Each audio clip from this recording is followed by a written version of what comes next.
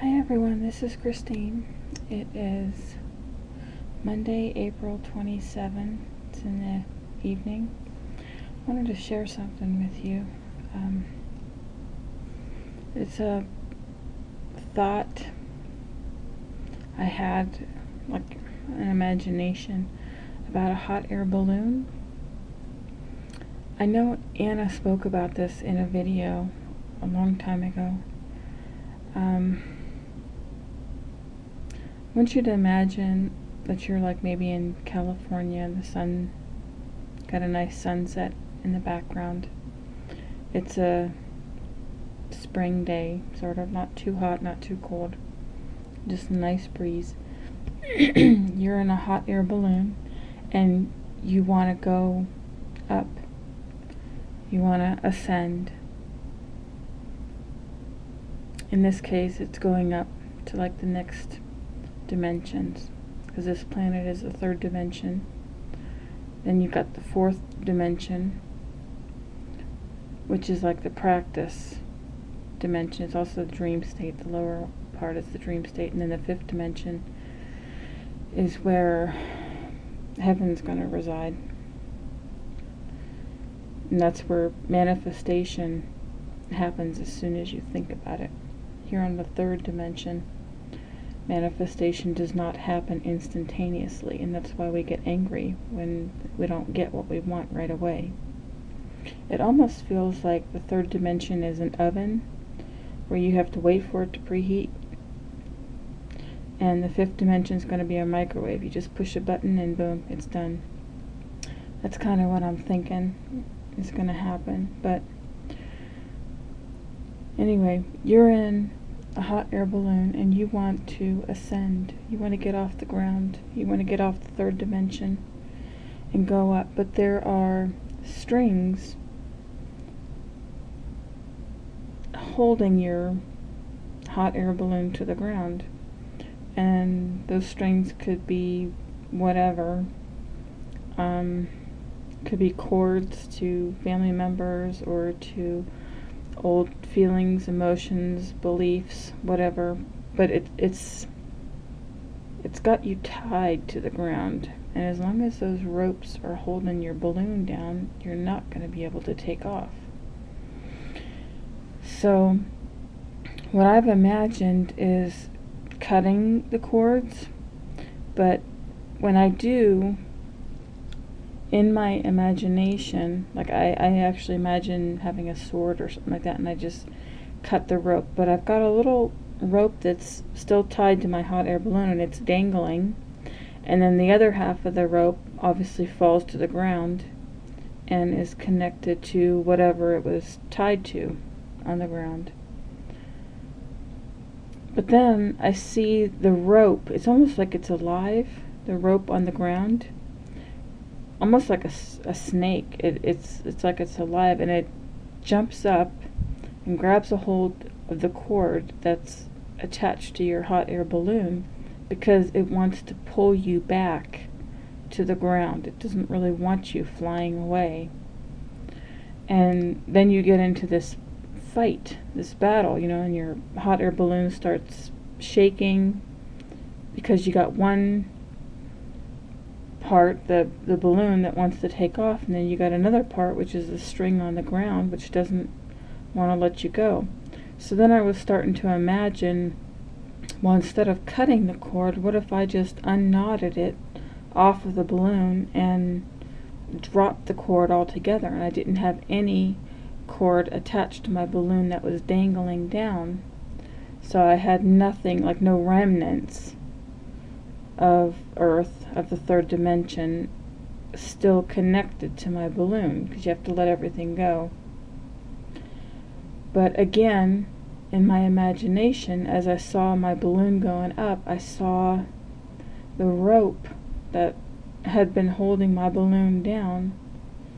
I saw it, it was tied to like one of those metal circle rings that you poke into the ground, and you would use it sort of to tie like a dog's chain to, you know, and then you'd let the dog run around the yard, but his chain is attached to that metal circle, and then you push the circle into the ground through a stake that it's attached to.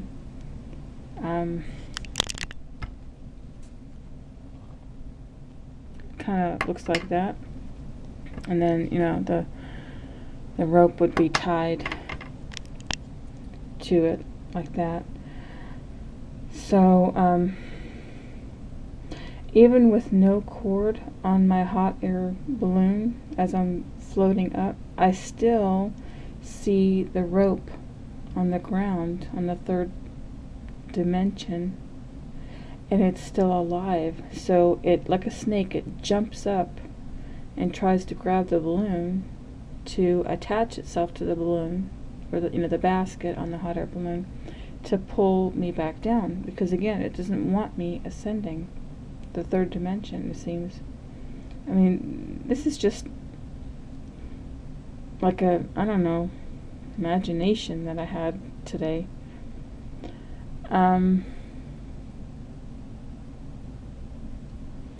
But then I thought to myself, okay, this is not going to work, because apparently this rope on the ground does not want to let me go.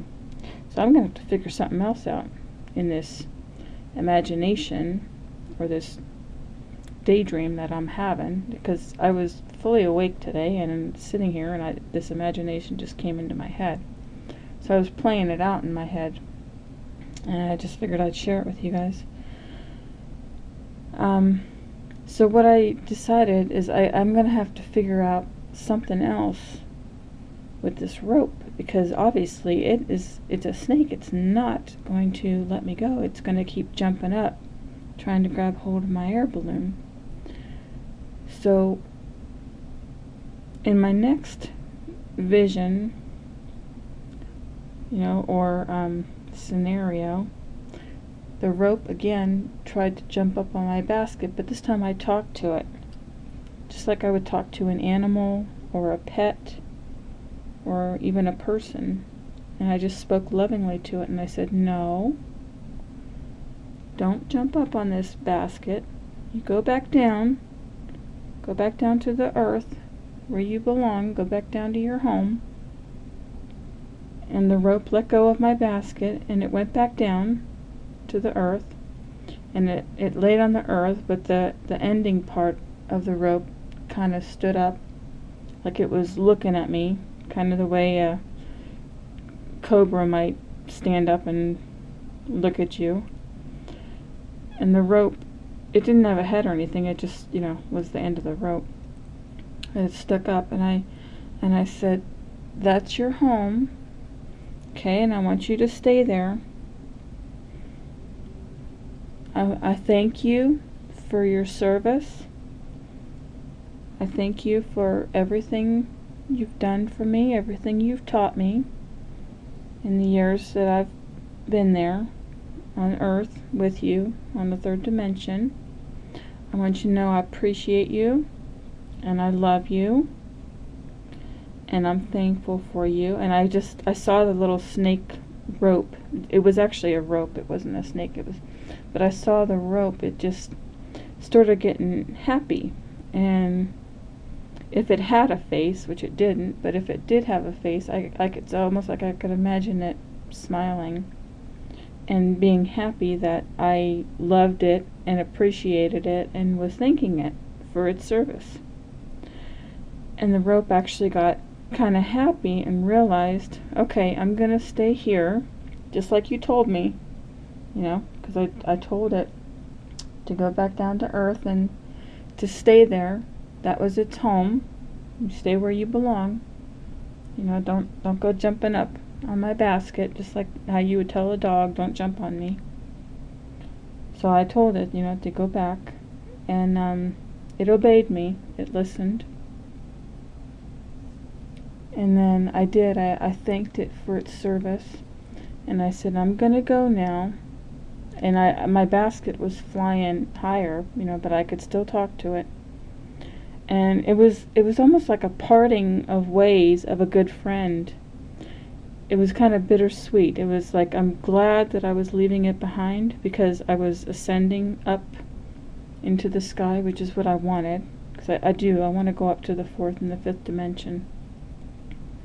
But this third dimension was not wanting to let me go. The rope, it kept jumping up, trying to grab my basket and pull me back down. That hot air balloon basket pulled me back down.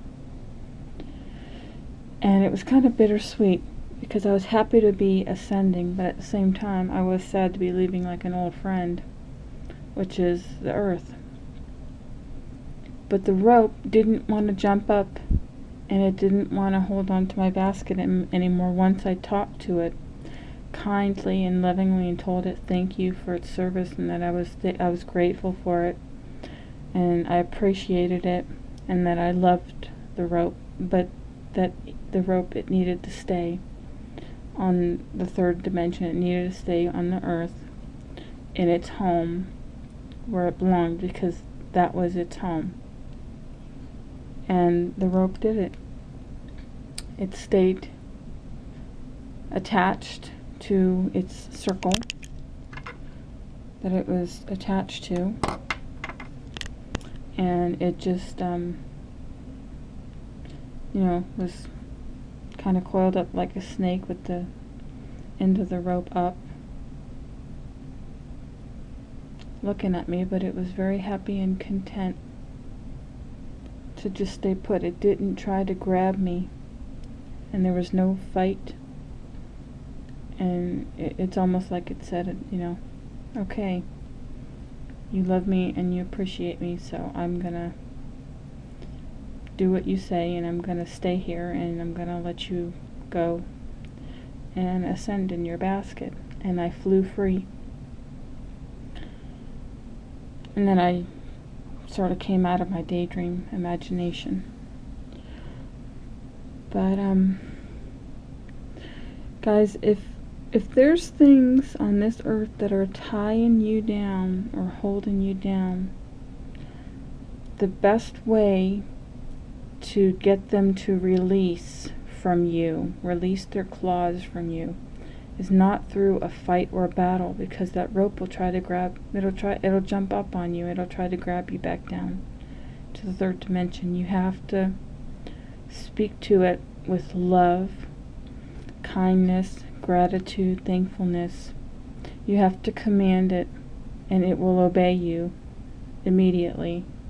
That's what the rope did for me, but I had to rethink a new scenario the third time, and then it listened. The first two times, obviously it didn't. And like I said, I was just sitting here, and this is just an imagination that came into my head that was playing out in my mind. But I wanted to share it because that's really the only way the world, the third dimension, anything that's trying to hold you down to old ways, old beliefs, old thought processes, whatever, the only way to get it to let you go is through love. Okay, so I hope it helps you, because I did, in my mind, in this scene, I did fly away free, and the rope stayed happily behind, almost like it was waving by to me.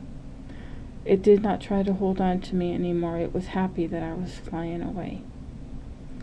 And I flew away in peace.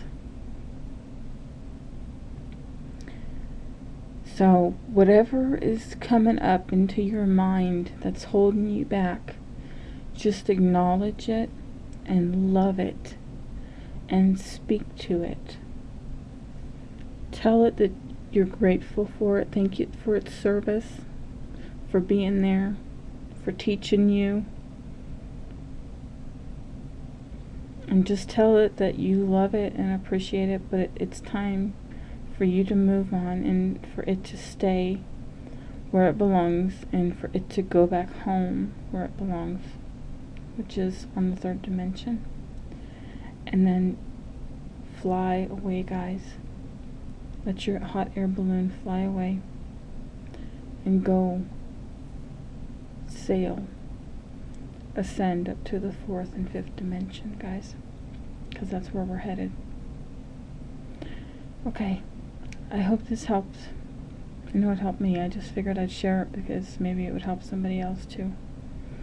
Have a wonderful day, wonderful evening, guys, whatever time zone you're in. And we'll talk to you again soon. Okay, God bless. Take care. Bye-bye.